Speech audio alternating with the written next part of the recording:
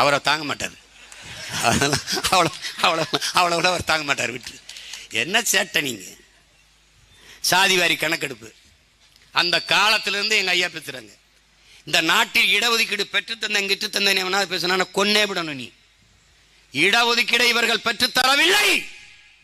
போராடி பெற்றுத்தந்த ஒரே பெருந்தகை நம் தாத்தா ஆணைமுத்தவர்கள் என்பதை தமிழீழம் தலைமுறையினர் மனதில் வச்சுக் கொள்ளணும்.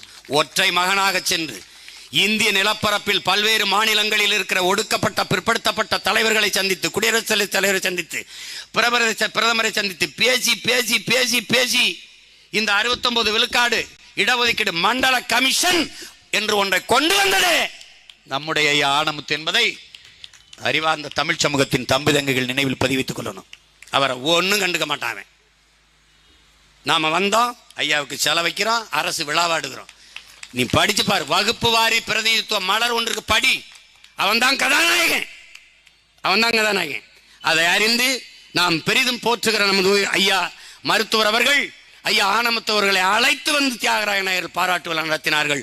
முன்னிருக்கையில் இருந்து கைதட்டிய மகன் இந்த சீமான் என்பதை நீ கவனத்தில் வச்சுக்கணும்.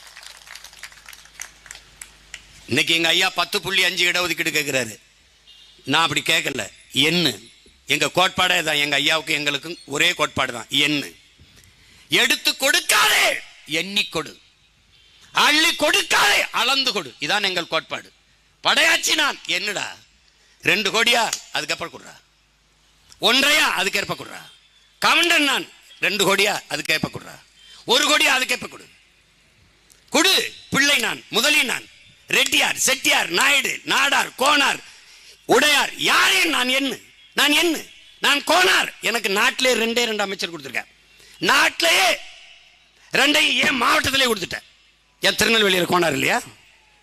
இல்லையா? திருவண்ணாமலையில் கோனார் இல்லையா? இல்லையா? ஏன் கொடுக்கல? 2 ஏன் மாவட்டத்திலே கொடுத்துட்டேன். ஐயா கண்ணப்பன், ஐயா பெரிய கருப்பன் 2. ஆனால் நாட்டிலே கோனார் எங்கள் எண்ணிக்கை எவ்வளவு? எனக்கு 2 அமைச்சர். நீங்க எவ்வளவு? உங்க வீட்டில் 2 அமைச்சர். ஐயா ஸ்டாலின் உங்க வீட்டிலேயே 2 அமைச்சர். இதான் நீங்க போற்றி பாதுகாத்து கடைபிடிக்கிற சமூக நீதியா?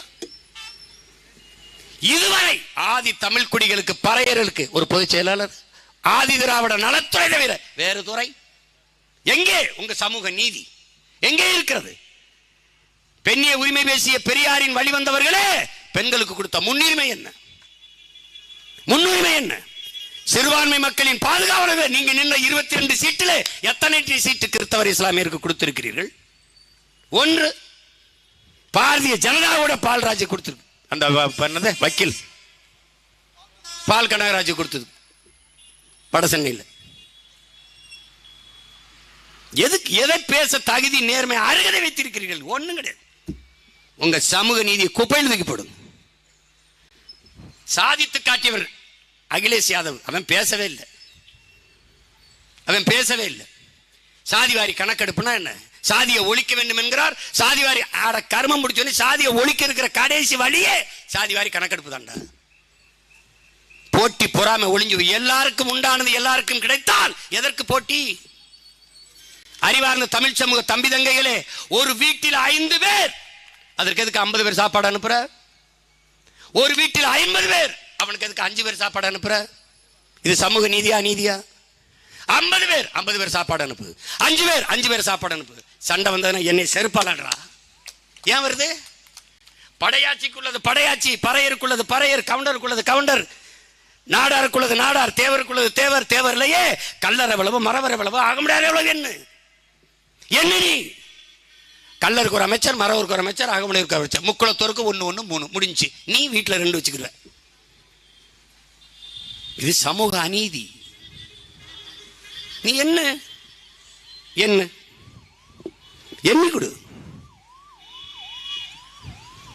நீ என்ன மாட்ட? ஏன் பாரதிய ஜனதா எடுக்காது? பாரதிய ஜனதா கட்சி இருக்கும்போது தள்ளுறது அப்படியே. மத்திய அரசு தான் அதை எடுக்க. அவன் தான் எடுக்க மாட்டானே. அவன் எடுக்க மாட்டான். ஏன்னா தெரிஞ்சிடும் எவ்வளவு பேர்னு. 3 பேர் இருக்கான், 97 பேர் விடுதலை பெற்ற இந்தியாவில் அவன் வாழ்வதற்கும் ஆள்வதற்கும் உழைத்துக் கொண்டிருக்கிறான். தெரிஞ்சிடும். இங்கே எடுக்காது. திமுக ஏன் எடுக்காது?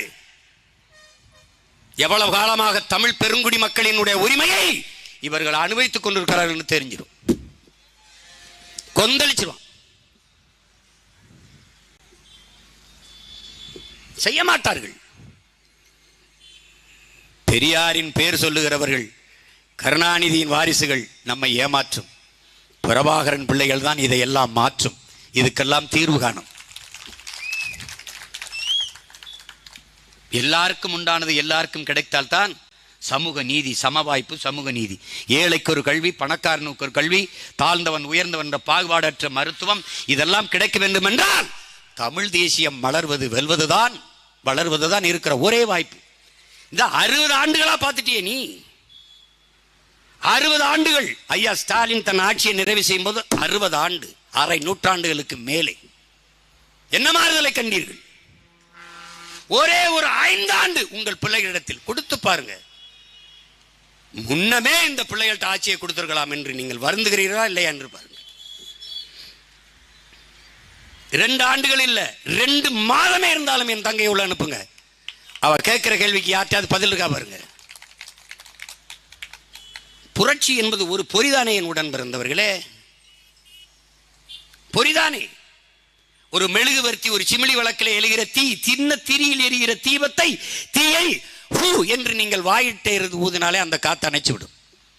சிறு நெருப்பாக இருந்து ஊதும் போது வாய்க்கிட்ட இருந்து ஊதுற காத்து அணைச்சிருது, சின்ன காத்து.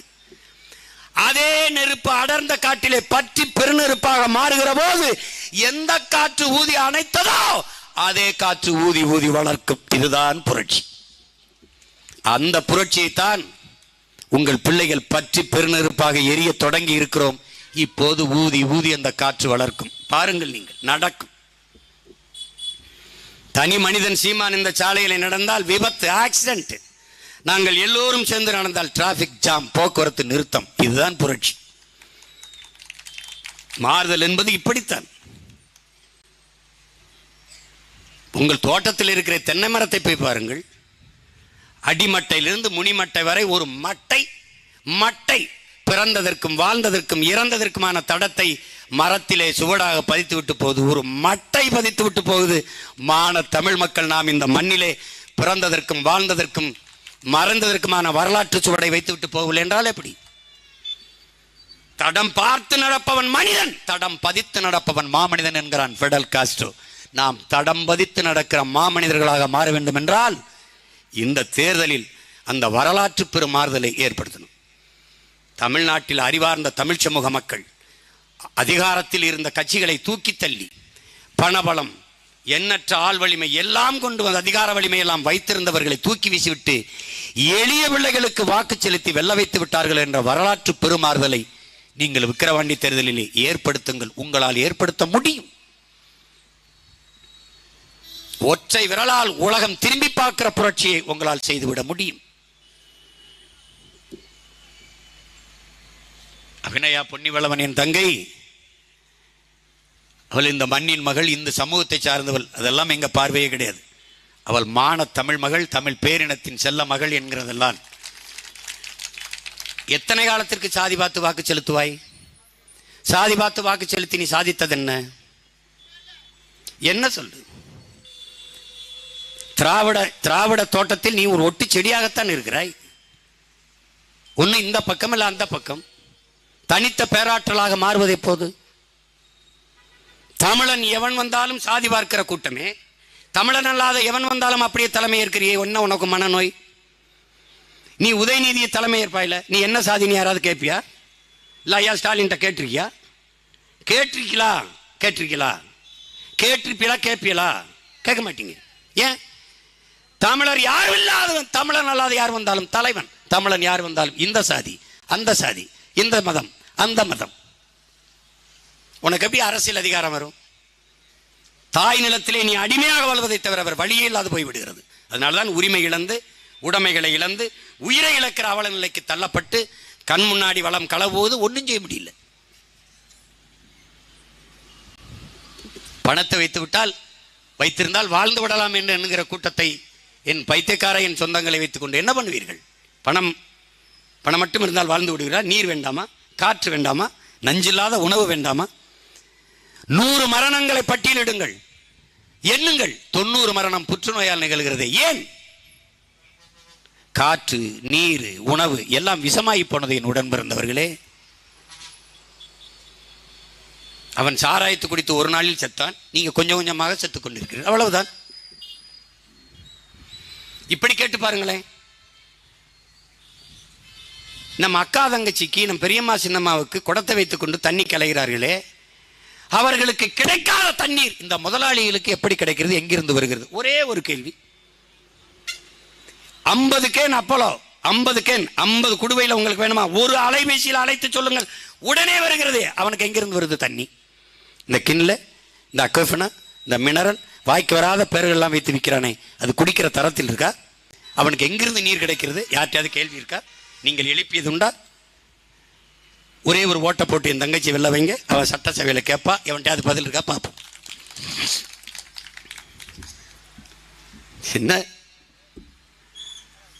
என்னது இது? மழை இல்லாத நிலம் பாலைவனமாகி விடுங்கிற ஒரு அடிப்படை அறிவு வேண்டாமா? இவர்களுக்கு எப்படி வரும்? இவ்வளவு பெரிய வளங்களை வைத்துக்கொண்டு வெங்காயத்தை வெளிநாட்டிலிருந்து இறக்குமதி செய்த வெங்காயங்களுக்கு என்ன அறிவு இருக்கும்? இந்த வெங்காயங்கள் எந்த நாட்டிலிருந்து வெங்காயத்தை இறக்குமதி செய்ததை தெரியுமா என் உடன் பிறந்தவனே? எகிப்துல, ஈஜிப்துல, எங்க? பாலைவன நாட்டில் இருந்து இறக்குமதி செய்தார்கள்.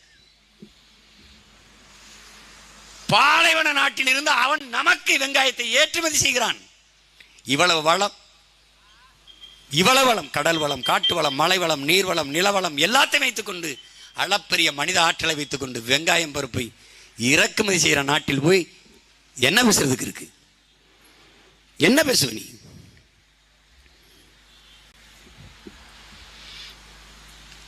கொடுமை நிகழ்ந்து விட்டது. அப்ப இருந்து எங்க ஐயா போராடுறாங்க, மருத்துவர் ஐயா, சமூக நீதியை காக்கணும்னு. சந்தர்ப்பம் அமையல. சமூக நீதிக்கு எதிராக இருக்க திமுகவோட நிற்க வேண்டியிருக்கு, இல்லைன்னா அதிமுகவோட நிற்க வேண்டியிருக்கு. சமூக நீதினா விலை என்னன்னு கேட்குற பாரதிய ஜனதாவோட நிற்க வேண்டியிருக்கு. அதனால அவர் பிள்ளைகள் நாங்கள் இவன் எவனோடும் சேரக்கூடாது, தனிச்சு நிற்கணும் முடிவெடுத்தா இந்த வேலையை செய்கிறோம். ஏன் ஏன் படிப்பறிவை விட பட்டறிவு மேலானதுங்கிறதுனால இது பட்டறிவு, எங்கள் முன்னவர்கள் பட்ட அறிவு, பிள்ளைகள் அந்த பாதையில் நடக்கிறோம். அவ்வளோதான், அவ்வளோதான். எந்த காலத்திலையும் பாரதிய ஜனதா காங்கிரஸ் வகுப்பு வாரி பிரதிநிதித்துவம் கொடுக்க போறதில்லை, எடுக்க போறதும் இல்லை, எடுக்காது. இப்பதான் ராகுல் காந்தி ரொம்ப நாள் கோமாவில் இருந்து வந்த மாதிரி, நாங்கள் வந்தால், நேத்தான கட்சி ஆரம்பிச்சிருக்காங்க காங்கிரஸ், இனிமேல் தான் போட்டிட்டு ஜெயிச்சு உள்ள போகணும். விடுதலை பெற்ற இந்தியாவை 1/2 நூற்றாண்டுகளுக்கு மேலாக ஆட்சி செய்த பெருமக்கள் அவர்கள் தான். எங்க அப்பா நம்மாழ்வார் அவர்கள், மகனே, உலகத்தில் எந்த நச்சு நாசகார திட்டத்திற்கும் வேறு தேடி நீ பயணித்தால் அது அமெரிக்காவில் இருக்கும். தமிழ்நாட்டில் எந்த நச்சு திட்டம் நாசகார திட்டத்திற்கு வேறு தேடி போனாலும் அது கருணாநிதி வீட்டில் அவர் கையெழுத்தில் இருக்கும். அதான் திமுக, திராவிடம். எந்த திட்டம்? நீ என்கிட்ட ஒன்று சொல்லு. ஸ்டெர்லைட் திமுக அதிமுக தெரியாம வந்துருச்சா? திணிச்சது யாரு? காங்கிரஸ், பிஜேபி. அவங்களுக்கு தெரியாம வந்துருச்சா? இல்லை. இந்த 2 கட்சிக்கு தெரியாம அணு உலை நடப்பட்டுருச்சா? நடப்பட்டுருச்சா? மீத்தேன் ஈத்தேன் நான் தான் கையெழுத்து போட்டேன்னு அவரே ஒத்துக்கிட்டாரு. ஐயா ஸ்டாலின். மீத்தேன் ஈத்தேனை நானும் அண்ணன் பள்ளிமாணிக்கம் சேர்ந்துதான் கொண்டு வந்தோம். எங்க ஐயா டிஆர் பாலே பெருமையா பேசிட்டாரு. எல்லா திட்டமும் எது நீ எதிர்த்து போடுறாரு? நீட் கொண்டு வந்தது யாரு? காங்கிரஸ். கூட இருந்து கும்மி அடித்தது யாரு? திமுக. ஜிஎஸ்டி கொண்டு வந்தது யாரு? காங்கிரஸ். கூட இருந்து கையெழுத்து விட்டு கொண்டாடியது யாரு? நம்ம திமுக. என்ஐஏ கொண்டு வந்தது யாரு? காங்கிரஸ். அது கையெழுத்திட்டு வரவேற்றது யாரு? இதே திமுக. ஒன்னொன்னா கேட்டுக்கிட்டே வா, சொல்றேன் நான். என்ஐஏவுக்கு முதலா தென்னகத்தில், தென் மாநிலங்கள்ல அலுவலம் வைக்க திறந்து விட்டது யாரு? ஐயா ஸ்டாலின். இவங்கள மாறி ஒரு கொடுமைக்காரங்களை நீ உலக வரலாற்றில் சந்திச்சிருவ? உன் கண் முன்னே லட்சக்கணக்கான உன் இனச்சந்தங்களை கொன்று வைத்தது காங்கிரஸ். கூட நின்று அந்த துரோகத்திற்கு துணை நின்றது திராவிட முன்னேற்ற கழகம், திமுக. 1,76,000 மக்கள் செத்ததை பத்தியே கவலைப்படாது இந்த கட்சிகள். இந்த 80 பேர் சாராயங்குடி செத்ததை பத்தியா கவலைப்பட போகுது? இந்த சாவுக்கு ஐயா ராகுல் காந்தியினுடைய வருத்தம் என்ன?